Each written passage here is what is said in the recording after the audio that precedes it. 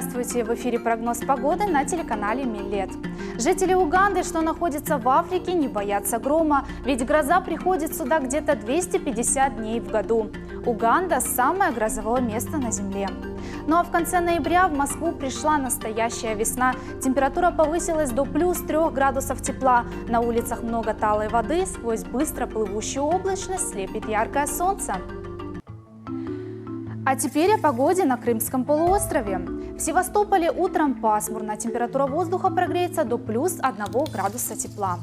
В Бахчисарае облачно, утром минус 2, днем минус 1, ночью минус 6. В Ялте и Алуште утром прогнозируется небольшой снег. Утром плюс 1, днем плюс 2, ночью минус 1. А в Белогорске утро и день будут облачными, и только вечер порадует нас ясным небом. Утром плюс 1, днем плюс 4, ночью минус 2.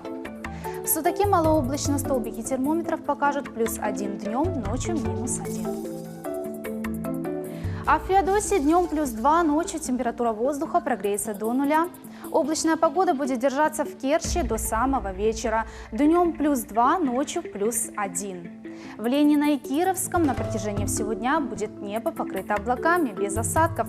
Температура воздуха опустится до 0.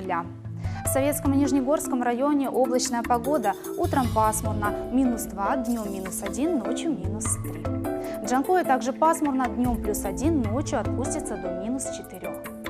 А в Первомайском днем отпустится температура до 0, ночью минус 5. В Раздольном солнце в этот день будет редко показываться из-за облаков, без осадков. Утром минус 2, днем плюс 1, ночью минус 3. В Красноперекопске ожидаем утро облачным, днем плюс 1, ночью минус 2. В Армянске утром будет солнце, минус 2, днем небольшой снег, плюс 1, минус 3. Ну а в Черноморском утром малооблачно, днем плюс 3, ночью отпустится до 0. Синоптики в Евпатории прогнозируют плюс 1 градусов тепла. В центре полуострова, столицы Крыма, пасмурно, днем минус 2, ночью минус 5. Такие прогнозы обещают синоптики на полуострове. Одевайтесь теплее, оставайтесь с нами.